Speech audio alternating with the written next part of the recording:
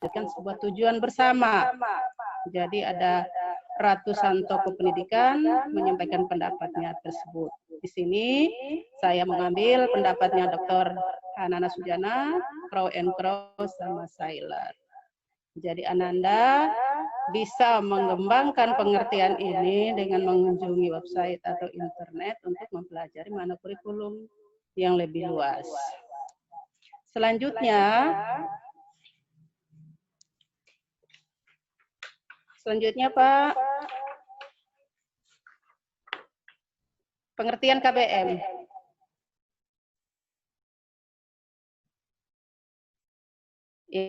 Ya, apa itu sebenarnya kegiatan belajar mengajar?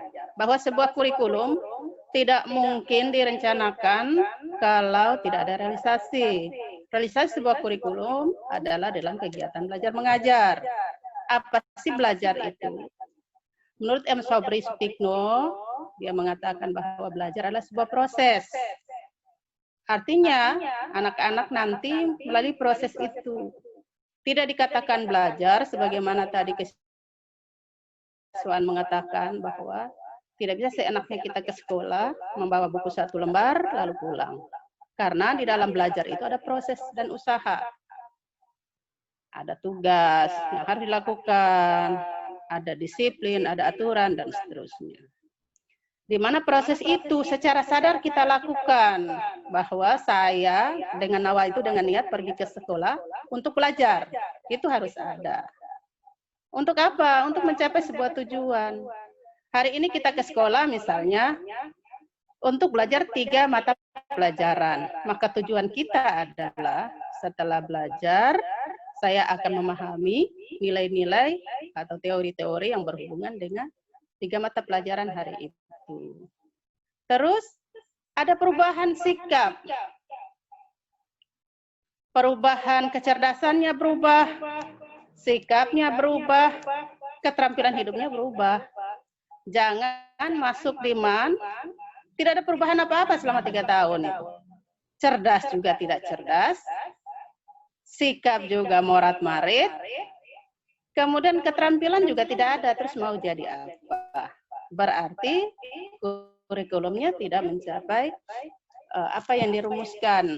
Nanti kita akan berhadapan dengan nilai, dengan standar-standar nilai yang harus dicapai dan seterusnya, yang kita sebut dengan ketuntasan belajar minimal atau KBM. Kemudian dalam proses belajar mengajar itu membutuhkan waktu. Kalau Sayyidina Ali radhiyallahu anha, minta tolong slide selanjutnya, Pak. Tolong slide selanjutnya. Bahwa ya ini konsep tentang kewajiban belajar secara Islam. Yang pertama itu ayat Al-Quran, yang kedua adalah hadis, yang ketiga adalah motivasi. Dalam ayat Al-Quran surah Al-Mujadalah ayat 11, kemudian diikuti batu 22 mencari ilmu. Jadi ajaran Islam sudah meletakkan dasar itu, bahwa talabul ilmi faridah ala kulli muslim wa muslimah. Belajar itu wajib bagi kita semua. Berarti statusnya sama dengan sholat, sama dengan puasa. Kalau tidak belajar, berarti dosa kan. Dalam Al-Mujadlah disebutkan, ya ayyuhalladzina amanu idza qila lakum tafassahu fil majalisi fafsahu yafsahillahu lakum. Wa idza qila lakum fanshuju wa idza qilan suju fanshuju yarfa'illahu alladzina amanu minkum walladzina utul ilma darajah wallahu bima ta'maluna khabir. Berlapang-lapanglah dalam masjid majelis. Kalau disuruh berdiri, berdiri. Berarti kalau disuruh jelaskan, jelaskan. Kalau disuruh tulis, tuliskan gitu dalam sebuah kelas. Karena Allah bilang Allah akan mengangkat derajat orang yang berilmu daripada orang yang tidak berilmu, itu beberapa derajat lebih tinggi. Karena Allah Maha tahu terhadap apa yang kita butuhkan. Dalam surat At-Taubah 122, wa makana al-mu'minuna liyanfiru kafah falaula nafara min kulli firqatin minhum ta'ifatun yatafaqqahuna fid dini waliyunziru qaumahum idza raja'u ilaihim la'allahum yahdharun. Jadi dalam ayat ini Allah bilang sebaiknya kalian pergi mencari ilmu, keluar dari rumah, pergi keluar dari daerah ke daerah lain cari ilmu. Setelah itu pulang bawa ilmu dan beri peringatan dan pelajaran kepada umatnya. Sehingga umat bisa mendapat peringatan tentang baik dan buruknya. Imam Ali mengatakan lantana lal ilma illa bisittatin. Kamu tidak akan mendapat ilmu kecuali 6 syarat. Sa'unbik an tafsiliha bibanin, saya akan menjelaskan kepadamu dengan jelas. Zaka, cerdas, hirsun, sabar, ijtihad, sungguh-sungguh, bulghah, ada biaya, suhbah ustadz, hargai guru, tulaz zaman, ada waktunya. Nah, 6 syarat ini kalau di Mankupang tidak diikuti, berarti dia berhadapan dengan kesiswaan sama BP. Mau enak pergi sekolah tidak mau bayar. Mau enak pergi sekolah maunya cuma sebentar, sampai mau sampai jam 2. Seperti meeting sekarang pun banyak di chat mengatakan, waduh kita ini sampai malam dan seterusnya. Terus saya melihat komunikasi di chat juga dari panitia mengatakan kalau Anda ingin menjadi siswa ikuti, kalau tidak dihapus saya dari calon siswa. Begitu ya. Itu saya minta maaf, saya agak keras karena saya membaca chatnya. Untuk selanjutnya Pak, kita masuk kepada kurikulum.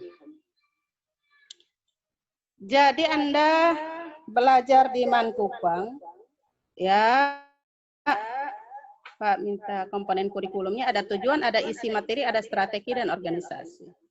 Tujuannya kita mencerdaskan kehidupan bangsa, menciptakan manusia yang beriman dan bertakwa sesuai dengan amanat Undang-Undang Nomor 2 Tahun 1989. Jadi masuk Mankupang, keluar harus punya ilmu dan budinya luhur, punya keterampilan dan seterusnya. Sekarang apa yang kita pelajari di Mankupang? Berarti ini berhubungan dengan muatan kurikulumnya, strukturnya. Jadi kalau anak kelas 2, kelas 3 dia akan sudah paham. Tapi kalau anak kelas 1 kita harus tahu apa sih yang akan kita pelajari. Dan saya yakin bahwa kesempatan kali ini anak-anak sudah akan dikelompokkan menjadi 4 kelompok. Jadi kita itu ada 4 kelompok peminatan atau yang disebut dengan jurusan. Ya. Oke, mata pelajaran, ya ini dalam muatan kurikulumnya ya. Mata pelajaran kelompok 1A itu adalah dari pusat. Orang bilang A umum, dia terdiri dari, Pak, cara langsung kepada strukturnya Pak. Langsung kepada tabel. Di slide selanjutnya Pak. Slide-nya. Struktur kurikulum. Ya, buka lagi Pak. Ya ini. Baik. Jadi di dalam kegiatan belajar mengajar, nanti mata pelajaran inilah yang akan dihadapi oleh anak-anak sekalian. Nanti ada penjurusan oleh panitia, nanti di kelompokan penjurusan kita mau bakatnya kemana. Ada 4 pembakatan, yaitu masuk kepada IPA, disebut MIPA. MIPA itu matematika dan ilmu pengetahuan alam. Ada jurusan kedua namanya IPS atau ilmu pengetahuan sosial. Ada jurusan ketiga itu namanya jurusan bahasa dan terakhir keagamaan. Dari 4 jurusan ini mata pelajarannya sebenarnya sama semua. Jadi kelompok A umum. Ini seluruh siswa dapat pelajaran ini. Ada Quran hadis, ada akidah, ada fikih, ada SKI. Apa ini 4 pelajaran ini dikelompokin? Ini adalah kurikulum dari Departemen Agama. Sedangkan pendidikan Pancasila, bahasa Indonesia, bahasa Arab, matematika, sejarah, bahasa Inggris, itu adalah kurikulum dari Kementerian dan Kebudayaan. Jadi kita sekolah menggunakan 2 aturan. Aturan dari Departemen Agama dengan menterinya adalah Menteri Agama. Aturannya dari Kemendikbud dengan menterinya adalah Menteri Pendidikan. Sekarang kita punya Menteri Pendidikan adalah seorang anak muda ya. Ya.